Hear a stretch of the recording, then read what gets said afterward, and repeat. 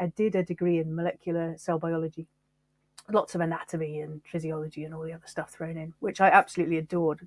I prefer, I think, the paper and books side of it.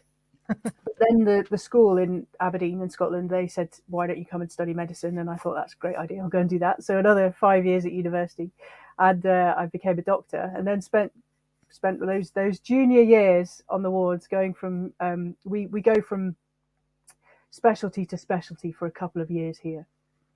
And then I actually stopped and took some time off, and I had a couple of kids, and I didn't work in that time as a doctor, but I ran a photography studio and did loads of other things because I basically can't sit still.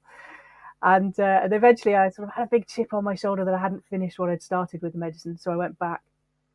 But very quickly I found that I was getting a little bit long in the tooth to be a junior doctor. And yeah, I had a conversation one day with one of my seniors, if you like. He was a friend, but he was a senior colleague. And he said, what do you really want to do? Because we were talking about specialties, and I very much had a thing for.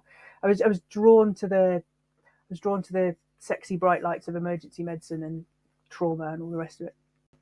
And he said, what do you really want to do? And the first thing that came into my head was, I want to run away to the mountains and write books.